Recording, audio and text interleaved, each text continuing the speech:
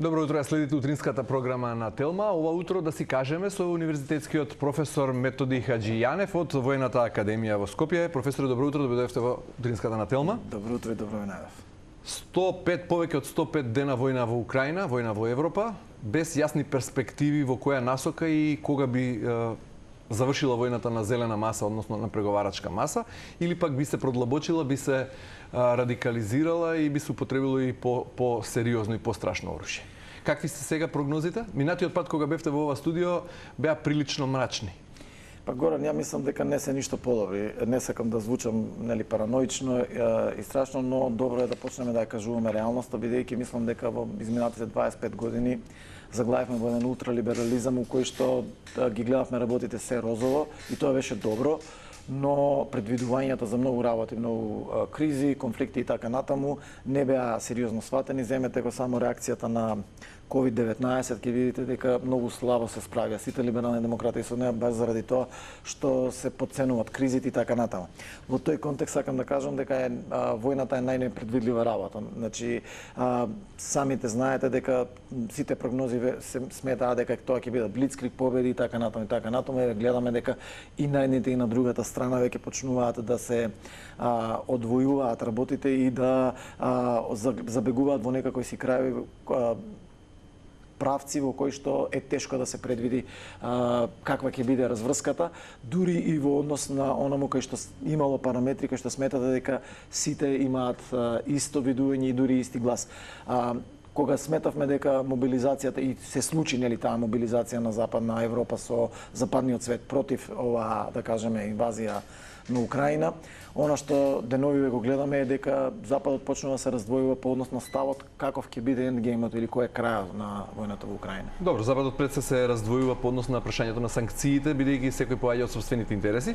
Меѓутоа, оваа криза на либералната демократија за која зборувате може да биде токму тоа причина за побрзо да се стаса на преговарачката маса, бидејќи од друга страна и Русија не е доволно способна да победи, а не смее да загуби во војната против Украина од друга страна. Токму така. Суштината на конфликтот не е само оперативен или материјален, туку е малце повеќе и идеолошки. Овде имаме судир на концепти и судир на идеи.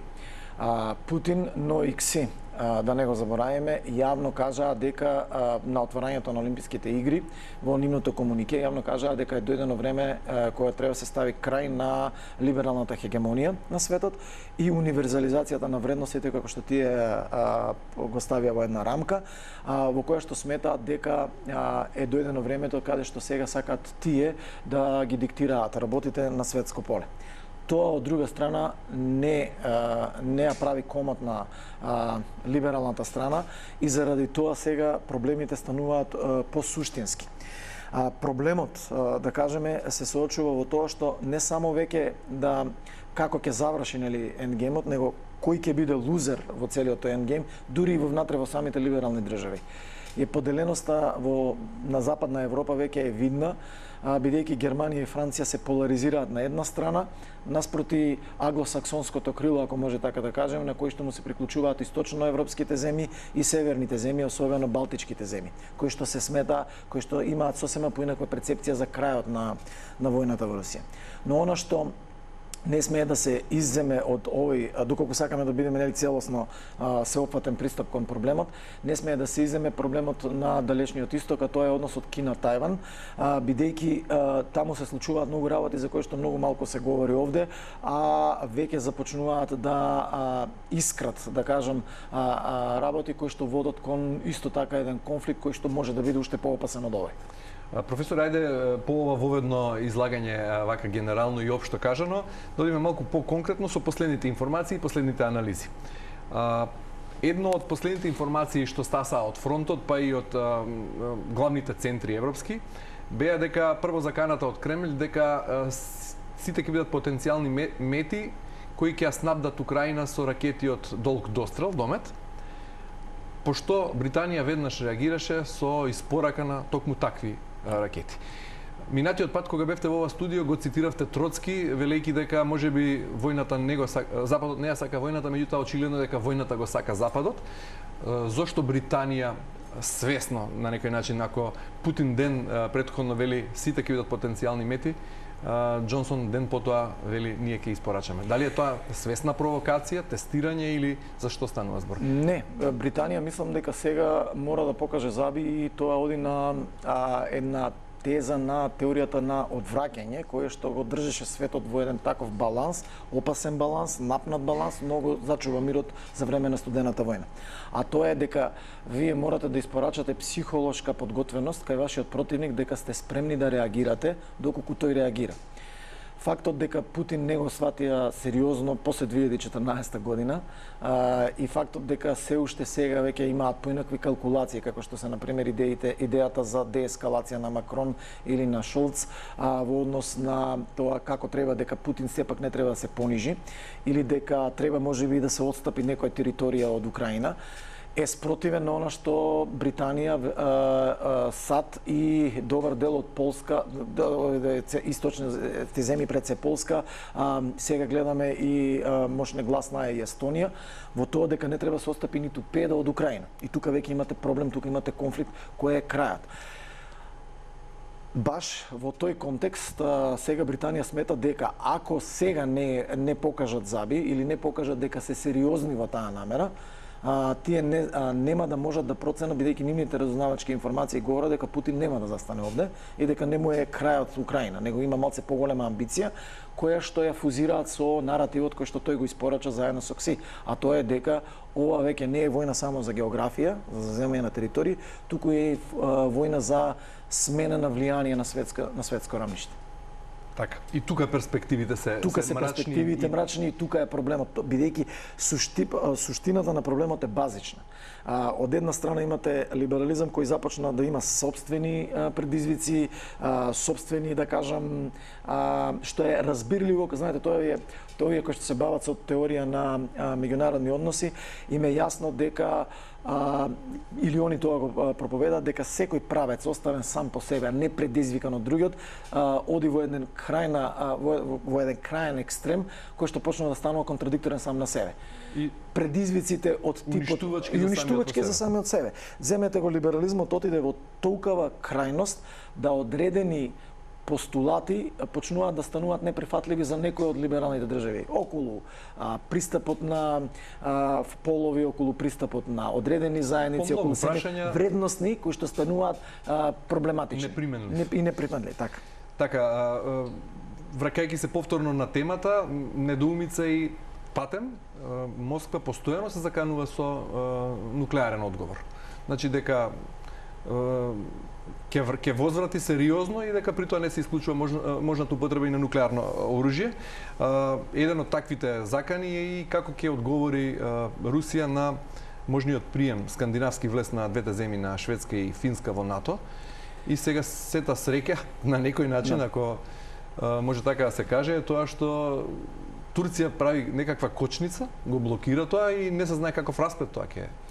Ако одиме до крај нели во моралниот релативизам, тогаш би можеле да кажеме ние дека многу најдобро ги разбираме Шведска и Финска заради проблемот во продолжувањето во евроатлантските интеграции, но вие точно прецизиравте, можеби Ердоган ќе излезе и спасител на светот. Но она што до сега може да се види, да се каже е дека апропо оно што го реков за Џонсон, би го рекол сега и за Путин.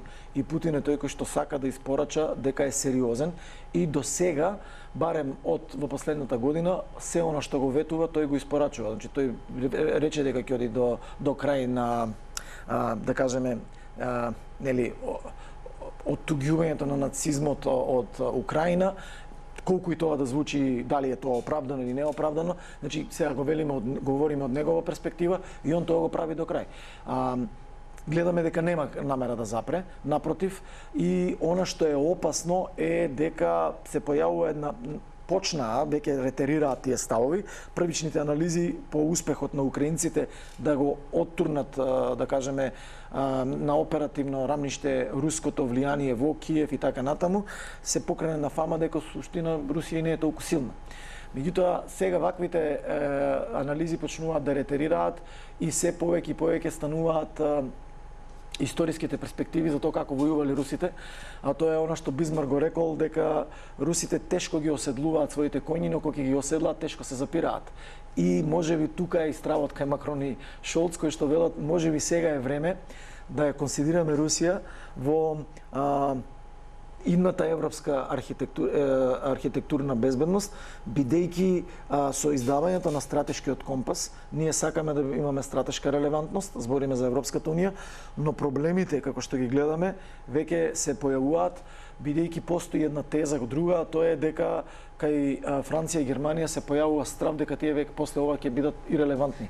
Затоа што ако победи Украина сама, и ако источните земји и северните земји од Европската унија ја дадат, односно победи нивната теза во конфликтот со Украина, во тој случај релевантноста на Германија и Франција ќе се минимизира. Во изминатите 100 дена некои проценки беа дека Русија прави обид да направи копнен мост кон Крим по линијата на северниот брег на Црното море и да на тој начин воспостави контрола врз украинската економија како што имаше за времето на Советскиот сојуз. И целосна контрола на Црноморскиот брег, северен. Велите, вие не се работи само за територија, меѓутоа дел од проценките и од тоа што се случува на терен во Украина е токму битката сега еве за Донбас и сега одеднаш станува интересен и Северно Донецк, кој е нели центар на хемиската индустрија. Зошто е толку битен геостратешки за Русија? Тој за Русија е геостратешки битен бидејќи во голема мерка по затварањето на оваа линија прво географски ќе им обезбеди значи оперативна линија, оно што го рековте. И факт е дека вие морате идејата кога ќе ја операционализирате, мора да вклучите и географија, значи мора да го затворите тоа, мора да го освоите просторот, не можете преку клауд да војувате и да кажеме да имате влијание. За да успее тоа да го направи Русија и идејата им е да почнат пред се и индустријската контрола да ја вршат, а таа индустријска контрола гледаме сега дека почнува да го погодува целиот свет, сакајќи со тоа фактички да предизвикаат во останатиот дел од светот, не во либералниот свет, револт, посочувајќи и вперувајќи го прстот на другата страна, дека токму влијанието на Западот и манипулациите кои што Западот ги направиле врз украинците, сега зборувам ова е перспективата на Русија, се тие кои што се виновници за кризата која што ја направена, а не дека Русија ја прави кризата. Од тоа е едната работа или тоа е наративот кој што они сега почнуваат да го испорачуваат преку нивните стратешки центри за комуникација. Но во суштина ова представува исто така обид да се направи доминација географска, но и просторна на стратешките битни ресурси кои што во иднина ќе го диктираат и напредокот на технологијата и го диктираат напредокот на технологијата. Голем дел од територијата која што Путин ја цели да ја заземе, всушност е територија во која што од Украина произведуваат значителни суровини за кои што се произведуваат и полупроводниците, а кои што реков со кинеската да кажеме блокада и заземањето илегално на сите полуострови и острови околу Тајван, значи на кои што имаат веќе распоредено собствени сили, собствена војска илегално според нели западно перцепираната да кажеме меѓународно право, така барем вели Кина, создава сериозен проблем околу на императивот за да може Западот да го обезбеди благодетот, благосостојбата и да испорача врховската технологија која почива на тие микропроцесори и полупроводници. Што се создаваат, произведуваат само на Тајван. Така е. И тука е главната битка и веројатно и тука е и заканата на американскиот претседател Бајден дека ако Кина се обиде да го врати Тајван под своја контрола, и мислам дека воено ќе интервенира. Точно, значи за разлика тогаш би влегле конечно во трета светска војна. Тоа би било веројатно тоа е најверојатно и ескалацијата и можеби Кина и Русија, сега нели ова се пак теории на заговор. Повторно ќе кажеме дека се ова што говориме се хипотези.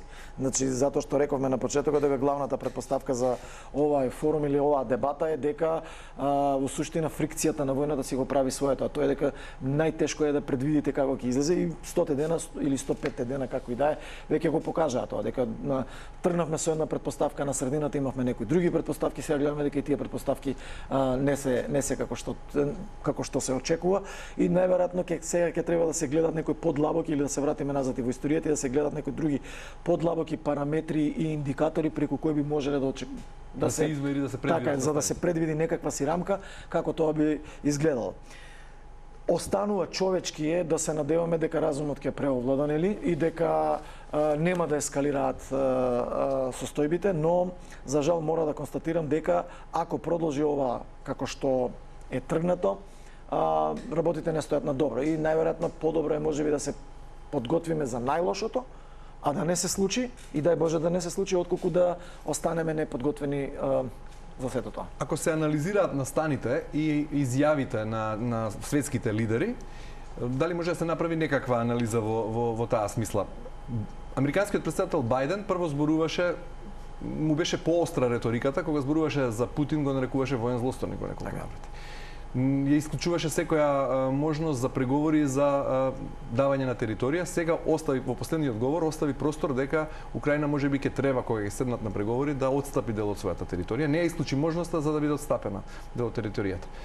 Израел и Турција се обидува во неколку наврати да посредуваат, да ги доведат на преговори двете завојувани страни, односно Русија како агресор и Украина. Зеленски во повеќе наврати кажува дека е подготвен да се соочи директно со Путин, меѓутоа ако има што да каже, и Кремљ таквата опција не ја отфрла, меѓутоа вели дека Путин би седнал со Зеленски ако има само нешто да стави параф и подпис на нешто суштинско.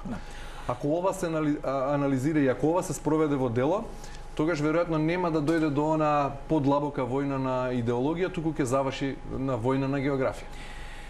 И ќе се најде примирие за таа војна која е избила поради географија. Горан, има една фраза која на студентите стално им кажувам, особено кога треба да се имплементира прагматизам, а тоа е од север, пејачот на рибја чорва. Вика, љубовта теоретски убаво звучи, ама у пракса е малце поинаква. Така и овие идеи у теоретски супер звучат, сите се за мир, сите сакаат, меѓутоа перцепцијата за тоа како го гледаат мирот е различна. И тоа не враќа повторно на суштината на конфликтот, тоа е дека имаме судир на перцепции за судир на вредности. И таа судирна перцепција и судирна вредности е превласт која што сега се операционализира преку употреба на сила, сакаат да дојдат во подобра позиција за да можат тие перцепции да ги остварат.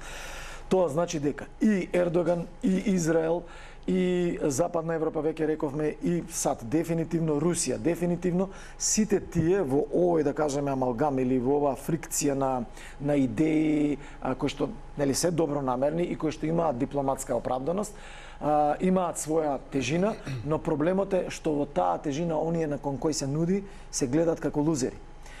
Вие идеално е кога бидејќи најдете решение во кое што ќе има вин-вин. И тоа е онај либерален, да кажеме, посакуван крај у кој што ние се навикнавме последните 30 години да го функционира. Меѓутоа, работите тешко одат на вин-вин затоа што секогаш имате лузер.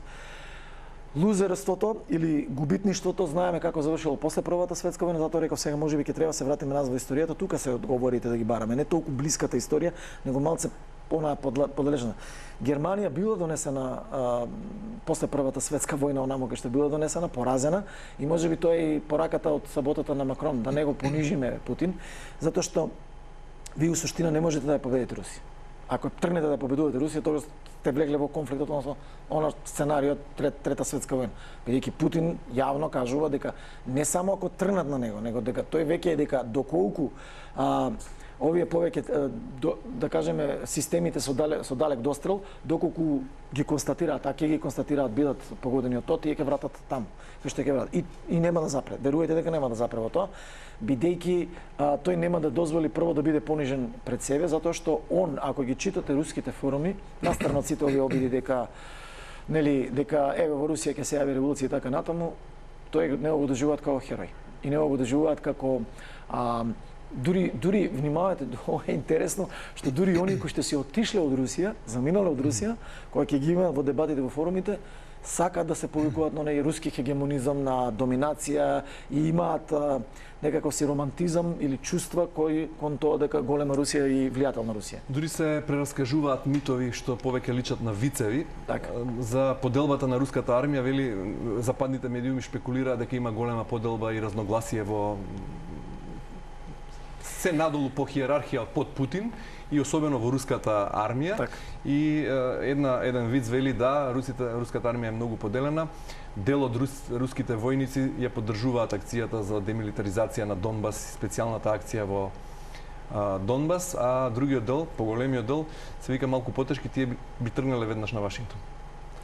Тоа е на ниво на виц, меѓутоа веројатно и Па тоа сакав да го кажам, значи јас уште на почетокот говорев кога беа правени некои анализи еве и околу економијата, реков јас дека во една друга прилика, ме се чини исто кај вас на телевизија беше, кога реков дека проценките по supply and demand или по барувачка и потрошувачка кој што врз основа на кој функционира либералниот концепт на економија и оној на кој функционира Русија се различни и заради тоа треба да видиме што ќе значат до крај, да се разбереме само една работа.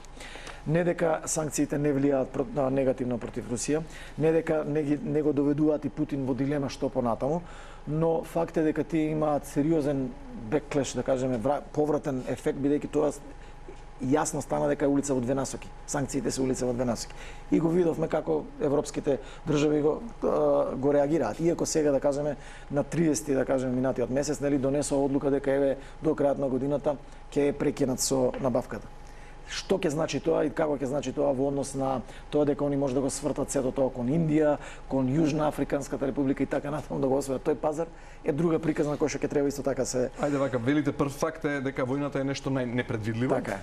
Втор факт е дека треба да се пресметаат некои параметри од историјата за да се обиде човек да прогнозира каков развој би добила актуелната ситуација. Меѓутоа веројатно за да се допрецизира тоа ќе треба да се стават и параметри од причините за конфликтот. Вие велите дека се повеќе идеолошки, не се само географски, вредностни. Што добиваат Кина и Русија? Кој што би добил на крајот? На крајот војната сепак ќе заврши. Вака или така, по 5 или по одреден број години и што ќе добијат Русија и Кина како еве ако победат, хипотетички сега зборуваме, кој би можел да победи во една таква војна? Тоа е Прво, факт. победник нема. Факт е дека нема победник, но они се спремни сега да одат до крај, како што велат тие. Тоа е кај нив цивилизацијско. И ако се вратите назад кај кинези и кај русите, они воделе такви цивилизацијски војни до крај на истребување, ако треба, кој ќе видите и губитоците кои што ги правеле за време на Втората светска војна, кога тргнува Германија и така натаму, тоа се надчовечки работи кои што западниот свет нема стомак да ги прифати како така. Зошто би ги перцепирале Кина и Русија како сојузници? Тие сега во овој момент им е контрапартнер Западот, меѓутоа во еден период би дошле и до битка за превласт меѓу нив. Тоа е најверојатно фаза која што ќе треба они да ја мислат потоа, но она што сега ние го гледаме во дадениот момент, тоа е истото како на пример што Русија и западните сили биле сојузници против нацизмот за време на Втората светска војна. Тоа што веднаш ги поставиле блоковите и ѕидовите по крајот на тоа, значи никој не го исклучува дека ќе дојде до конфликт. Има многу сценарија кои што велат дека културолошки руската и кинеската цивилизација се неспојиви да функционираат заедно, како што тоа е карактеристика за кажеме за западноевропските и англосаксонците на пример, ако го гледаме така. Но велам, во дадениот момент тие се решени дека е дојде на моментот во кој што тие треба да тргнат или е постигнат прагот преку кој веќе тие треба да тргнат за решавање на проблемот. Подобро е сега отколку кога ќе биде доцна. Зошто? Затоа што најверојатно имаат проценето дека или окрупнале на еден или на друг начин и е дојдено времето во кое што тие сега сакаат да имаат доминација. Видете само што се случува во Обединетите нации. Кога минатата година Америка се обиде да мобилизира држави по стариот доминантен начин, да мобилизира држави да ја осудат Кина, собра некаде околу 33-4 гласа кои што гласаа против Кина. Кина направи контрафазива, собра над 70 гласови кои што ја одобрија Кина за она што го прави на Тајван и во тој дел од светот. Тоа сакам да кажам дека фактички и сега и американците, значи се свесни дека кинезите исто земете со 5G војната, со 5G технологијата во мрежата, така е. Кина свати каде како функционира нели меѓународните институции, успеа да инсталира сопствени луѓе кои што гласаа за доминација на кинеската технологија. Сад мораа да направат чекор назад од таа светска организација, иако се они тие кои што се институционалисти и кои што проповедаат во тоа, па мораат да одат билатерално да склучуваат договори или меморандуми за да спречат Huawei технологијата, затоа што се уште беа назад. И Ericsson и Apple беа назад со 5G технологијата, кој што Кина го направил.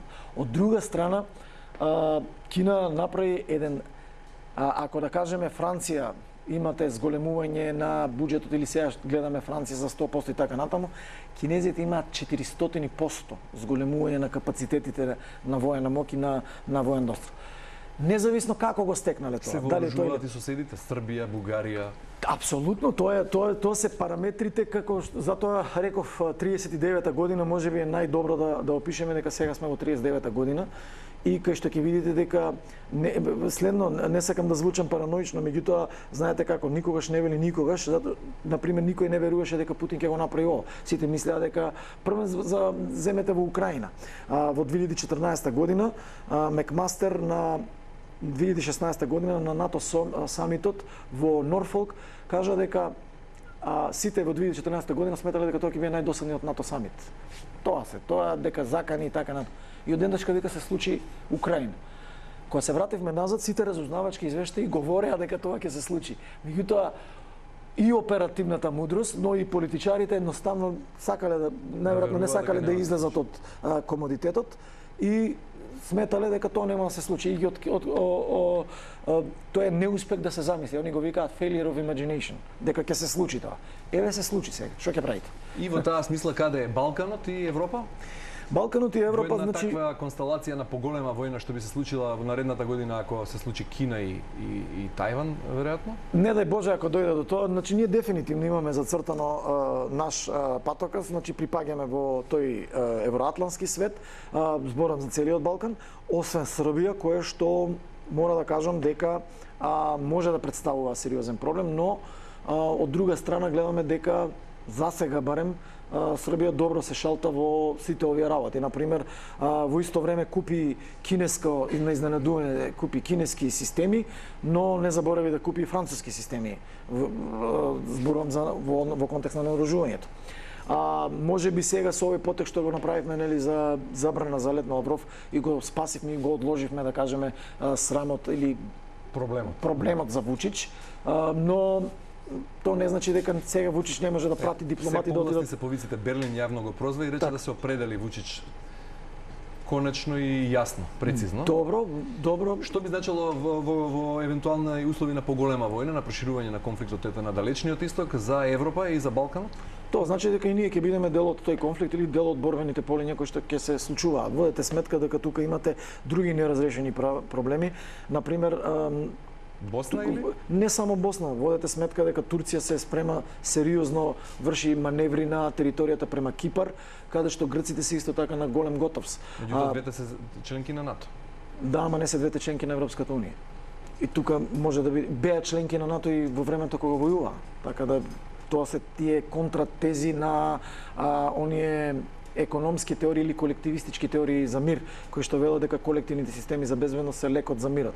Антидот на тоа е дека овие две членки кои што беа исти сојузници влегува во конфликт. Добро, Кипар, што е друго отворено прашање според вас е најпроблематично на Балканот? Отворено, добро, Кипар не е баш сега нели Балканот, меѓутоа е во нашето да кажеме опкружување кој што може да биде и внатрешните проблеми кои што постојат кај нас неразрешените и гледате сега поларизирање, по етничка основа поларизирање, по идентитетски енклави и така натаму, сите тие работи кои што тлеат на некој начин или кои што имало обид да се изменаџираат по некакви си проекти и така натаму, а кои што заради X работи, дали заради одвојувањето на Европа од регионот и Западот од регионот, па воспоставувањето на клиентелизмот, на деспотизмот на одредени лидери на Балканот, како што нели веќе јавно се говори, или за стабилитократијата која што и се случи на Европа, покажува дека тие работи кои што се сметало дека ќе бидат решени не се решени. Неколку пати во неколку наврати повторите дека не сакате да звучите страшно и параноично, да ширите страв, меѓутоа анализата што ја правите е таква. Ја споредувате 2022 со 1939 во некој историски контекст ако правите анализа. И ако сме на прагот на почетокот на Втората светска во 39-та, Втората светска војна завршила со употреба на нуклеарна на атомска бомба, нели? Така. Голема е веројатност, односно ако се случи не дај Боже Трета светска војна во поголеми размери, ако конфликтот во Украина се продлабочи и прошири, дека и таа војна ќе заврши со употреба на нуклеарно оружје. Не мора да има Трета светска војна. Оние кои што досега најпрецизни најпрецизни, морам да кажам и да мора да го признаеме и да им подадеме рака, најпрецизни разузнавачки информации дадоа беа англосаксонските разузнавачи, тоа беа британците и американците. Тие дадоа најточни прецизни подаци. Нивните извештаи говорат дека Путин е спремен да употреби тактичко оружје за масовно уништување. Дали тоа ќе биде хемиско, дури и тактичка нуклеарка, е спремен да го употреби. Тоа значи не мора да има трета светска војна за да он го употреби во конфликтот кој што е сега. Иако е станал збор за билатерален засега конфликт кој што има шанси да ескалира во поголем регионален конфликт. А ако се случи трета светска војна, прогнозите се дека ќе има веднаш потоа и четврта светска војна што ќе се води со камења и сапови. Тие се нели ќе биде уништен со така, тие се оние најалармантни предупредувања кои што се сака да се укаже дека е сепак подобро да се најде мирна развршница и да се помират некои страсти. Но колку ќе преовлада разумот ќе зависи од тоа колку длабоко ќе се навлезе во отпочнувањето на конфликтот. Одредена анализа би можела да каже дека дури да се случи трета светска војна, теоријата на одвраќање повторно би го направила своето, затоа што пресметливоста кај лидерите дека ако се уништат помеѓу себе неколку пати, бидејќи неколку пати може да се уништат светот ако се употребат со арсеналот што постои, нели, од нуклеарно оружје, дека нема да го употребат. Тоа значи дека таа теорија на одвраќање да ние ќе војуваме со било што, ама нема да употребиме нуклеарки помеѓу себе, или ако вие употребите, знаете дека ќе биде употребена и врз вас. Дали не е можно по-брзо и по-итно решение на конфликтот во Украина, со оглед на прогнозите и на Столтенберг, и на Бајден, и на шефот на Стејт департаментот, дека ја подготвуваат јавноста за долготраен конфликт, за конфликт на... Иако, например, морам да кажам дека војната во Украина почна на 24 февруари, во март, според некои анализи, јавната поддршка за поголемо вклучување на САД во војната во Украина се движеше околу 65%. Имаше председателот Бајден таков ветер в грб. За последната анкета од мај годинава таа поддршка да падне на 45% и слично опаѓа во опаѓање и начинот на кој американскиот претседател според американската јавност ги менаџира односите со Русија. Сега има 45% само одобрување и поголем процент повеќе мнозинството на американци не го одобрува начинот на кој Бајден ги менаџира односите со Москва. Во тој контекст Горан ќе го кажам следново. Едно од работите кои што Путин не ја запомнавме, на која што Путин и Кина се спремни е нивната култура е пиететна и истрајна. За разлика од брзите резултати кои што ги сака либералниот свет, а тоа го видовме со војната против тероризмот. Најголемиот проблем повлекувањето од Авганистан и така натаму беше перцепцијата дека тие ќе може да направат nation building како што го направија во Германија и во Јапонија, нели, за да ја сменат режим change направија и така натаму со цел да ги демократизираат. Меѓутоа имаат се помалку стомак и толерантност, особено на и се ранливи на домашната кажеме борба за освојување на гласови. И они тоа го знаат. Они го немаат тој багаж. Времето е и релативно за нив. Тие немаат период циклус од 4 години. Путин е председател за секогаш, Кси е председател за секогаш. И тие немаат страв како западните... Поради таа калкулација политичка Бајден да му понуди на Путин нешто што не може да одбие. Во смисла дека... Можеби, но внимавајте, тоа тогаш веќе ќе биде... Ако Трамп тргне повторно, ако Трамп тргне, да, ако ги редефинирате целите, нели, ако ја смените крајната цел, тогаш може да ја смените и исходот од тоа, може да бидете победник. Тоа го направила Русија при повлекувањето од Авганистан и сега Западот го направи со повлекувањето од Авганистан. Иако тоа беше многу чудно, нели, бидејќи не сподели информација со никој, дури и самите европјани беа затекнати кога американците кажа дека се повлече.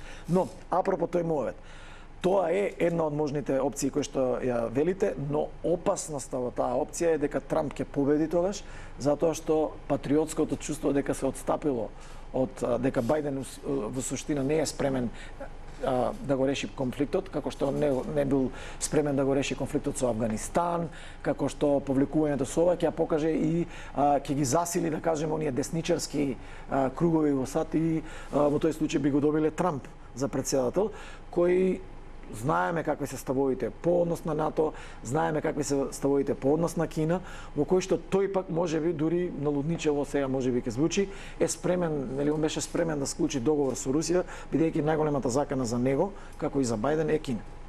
Професор Хаџијанов, ви благодарам многу за гостувањето во утринската програма. Благодарам и на вас.